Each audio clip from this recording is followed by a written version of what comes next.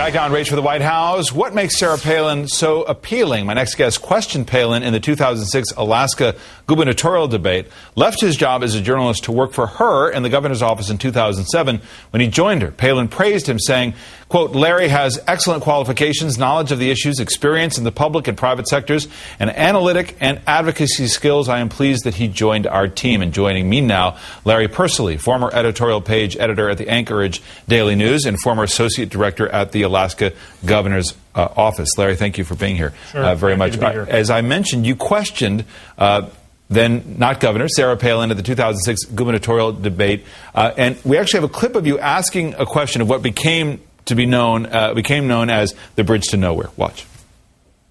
Governor Murkowski is pushing this to be signed by December 1st. Ms. Palin, you would take over 72 hours later. Would you try to cancel that contract? You know, I wouldn't. I'm not going to stand in the way of progress. That our congressional delegation, in the position of strength that they have right now, they're making those efforts for the state of Alaska to build up our infrastructure.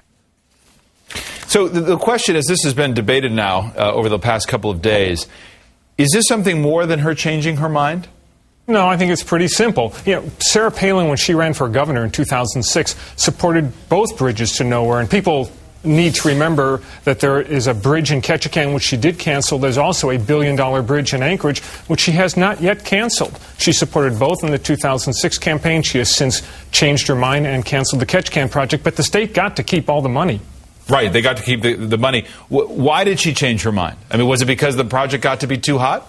I think for a couple reasons. I think after she got into office, she realized it was way more expensive than maybe she had believed. And as her staff briefed her and said, this is really something we can't afford to build, even with the federal money. I think also she saw a political opportunity. The bridges to nowhere, as they were called, had become an embarrassment for Alaskans. She saw a chance in 2007, after the Minneapolis bridge collapse, to score some political points nationwide and say Alaska is not going to do this bridge.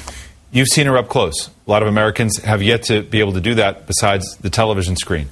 What's she like?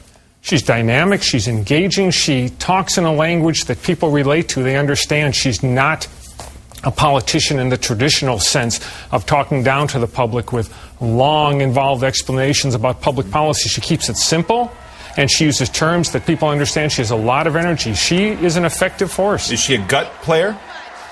She has good political instinct. When she gets on that stage, she knows what's going to sell, and she knows to stick to the message. Well, what about how she makes a decision?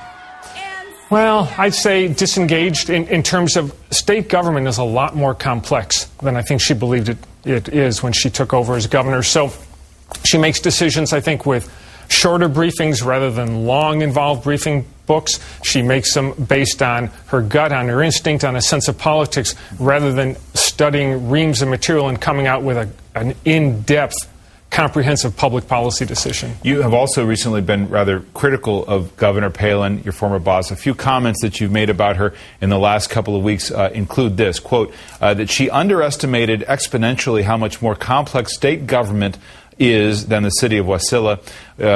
You were quoted as saying that she was never deeply engaged, and this, that she's not qualified, she doesn't have the judgment to be next in line to the President of the United States.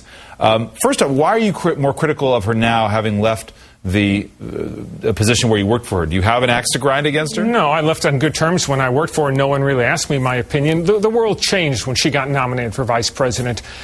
In my mind, when you're looking at a vice president, they're waiting to see if something happens to the president and they need to step in. It's one thing to be governor of Alaska, which has billions of dollars in budget surplus because of high oil revenues. It's just not that tough of a job right now. To be possible stand-in for the President of the United States, it's a little hard to sit here and be quiet. Is there anything in her record as a public official that would be disqualifying for office? I don't think disqualifying, I guess, in terms of crimes, high misdemeanors or something, no. But in terms of the judgment, the experience, knowing the breadth of the issues that you're going to have to deal with as possibly President of the United States, or at least Vice President, I don't think this is the job for her. Okay. Thank you very much for being here. Thank you for your views. Sure. Appreciate it very much.